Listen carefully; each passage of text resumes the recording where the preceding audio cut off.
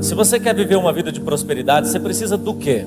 Prosperidade exige de você uma vida de princípios. Seus sonhos serão realizados, os teus desejos serão concretizados e as suas necessidades, todas elas, serão supridas. Só que essa é a promessa. E o que é uma promessa? Uma promessa é uma garantia sobrenatural de que Deus vai fazer. Mas para uma promessa acontecer, um princípio precisa ser vivido por você. A promessa é para todos, mas nem todos vivem a promessa, acessam a promessa, recebem a promessa, porque não cumprem os princípios. E qual é o princípio que está aqui? Ter fome, desejar ardentemente. Eu vou te ensinar a ter fome. Feliz é aquele que deseja ardentemente, e a consequência é que todas as suas necessidades serão supridas, todos os seus sonhos realizados e todos os desejos concretizados. Você só precisa desejar ardentemente. Então, o que é desejar ardentemente? Anota aí, número 1, uma única coisa. Desejar ardentemente é dar ao seu cérebro uma única opção. Ou eu dou certo, ou eu dou certo. Não dê ao seu cérebro a possibilidade de dar errado, porque diante de duas possibilidades, o seu cérebro vai escolher aquela de menor esforço. O nosso cérebro foi programado por Deus. Quer você queira ou não, o nosso Deus é o mesmo. Tem gente aqui que não é cristão, mas o nosso Deus é o mesmo, o Criador é único, o meu cérebro é igualzinho ao seu. Cognitivamente nós somos iguais, e o nosso cérebro foi programado para preservar energia a qualquer custo. Então, diante de duas possibilidades, o cérebro tende a escolher aquela que exige menor esforço. Agora imagine você querendo vencer na vida e você encontra um grande desafio. Seu cérebro vai fazer de tudo para você voltar para a fase anterior e não enfrentar o desafio. E se você der ao seu cérebro a opção de voltar, ele vai escolher voltar. Desejar ardentemente é dar ao cérebro quantas opções? Uma, casar e permanecer casado. Qual é a outra opção? Não tem. Amar os filhos incondicionalmente. Qual é a outra opção? Não tem. Viver na terra meus melhores dias. Qual é a outra opção? Não tem. E se eu der para o meu cérebro uma outra opção, ele vai escolher. E se ele escolher, ele vai escolher aquela de menor esforço. Diante de uma adversidade, o cérebro olha para aquilo e diz assim: peraí, não dá, eu não vou. Por quê? Por que eu não vou? Porque vai gastar muita energia. Anota uma coisa que eu vou te falar: as pessoas desistem porque elas perdem a fé. Tem gente tirando a vida por aí? Tem. Imagine, você tem um projeto de vida, talvez passar no vestibular, talvez passar num concurso público, arrumar um emprego. É um desafio. E você um dia acreditou nesse desafio. O que você faz? Você gasta energia. E o seu cérebro só vai gastar energia naquilo que faz sentido para você.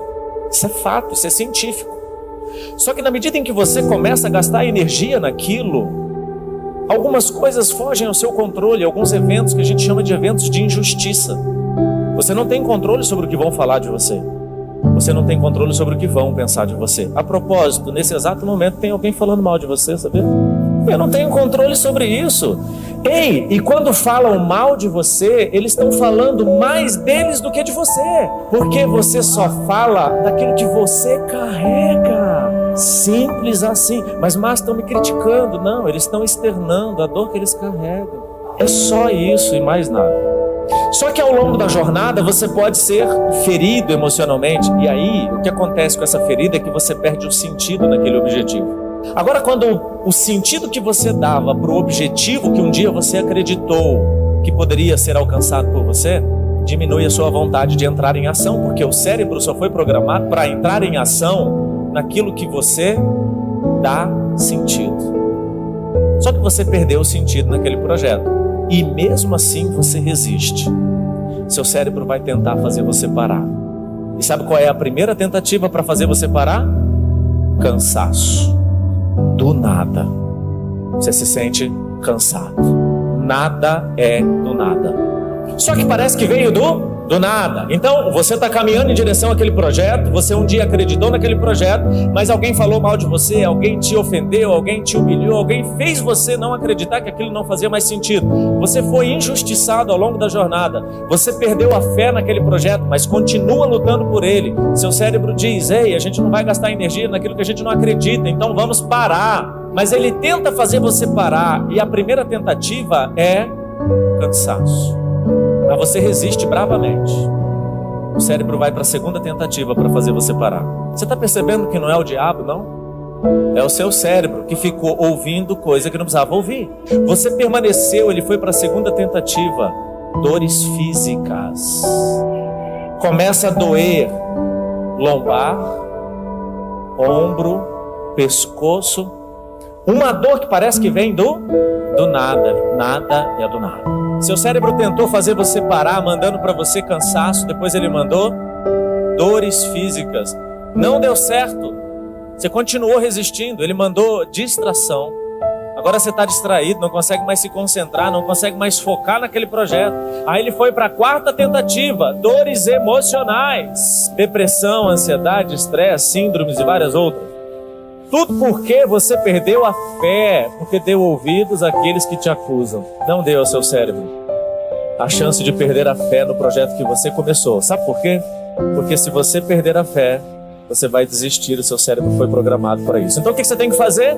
Renovar a fé. Voltar a acreditar. Dando ao seu cérebro a chance de acreditar de que aquele futuro realmente faz sentido para você. Por quê? Porque o cérebro acredita na história que você conta para ele. Acredita.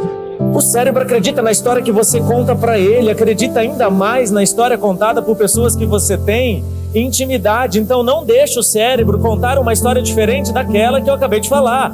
Ou você vence, ou você vence. Não dê ao seu cérebro uma opção que é diferente daquela que Deus deu para você. Ou você dá certo nessa vida, ou você dá certo nessa vida. Desejar ardentemente é não considerar uma possibilidade que não deve existir. Talvez você está seguindo alguém que está trazendo para você possibilidades que não deveriam existir para você. Desejar ardentemente é manter o sentido, manter a fé. Desejar ardentemente é dar ao seu cérebro quantas opções? Uma opção. Terceiro, celebrar suas vitórias. Quando você está diante de um desafio, olha que coisa louca, gente. Deus fez de maneira perfeita. Quando você está diante de um desafio, o seu cérebro precisa dar significado para esse desafio. E para você se sentir legítimo de vencer esse desafio, seu cérebro faz uma viagem instantânea ao seu passado e busca histórias do seu passado. E se ele não encontrar histórias de vitória no seu passado, você não se sente legítimo para vencer esse desafio. Em cada fase da nossa vida, um novo desafio é proposto. E esse desafio, se você está avançando, ele tem que necessariamente ser maior do que o desafio da fase anterior. Se os seus desafios são exatamente os mesmos há muito tempo, é sinal de que você não muda de fase. Você não pode exigir uma vida sem desafios. Você tem que falar: Deus, qual é o próximo desafio? Só que é o seguinte, o cérebro só reconhece a vitória se ela for celebrada. Você tem que celebrar. Tem que fazer festa. Pois é, celebrar exige de você os recursos que você tem. Márcio, eu não tenho dinheiro nenhum para celebrar. Celebra fazendo um miojo gourmet. Se vira. Celebrar não vai exigir de você mais recursos, vai exigir só o que você tem. Deus é tão poderoso que um dos neurotransmissores que são produzidos no seu cérebro quando você realiza sonho é um neurotransmissor chamado dopamina. Você sabia que dopamina tem um efeito semelhante a uma droga chamada êxtase? Deus fez de forma natural e o diabo foi lá e tentou fazer de forma sintética. Só que a dopamina não é produzida pelo tamanho do sonho que você realiza. A dopamina é produzida pela intensidade que você desejou aquele sonho. Você não entendeu? Dá para explodir em dopamina realizando um sonho pequeno, desde que você deseje esse sonho. Você não precisa de muito, mas você pode ter muito. E enquanto você não tem o muito, celebra do seu jeito. Do seu jeito.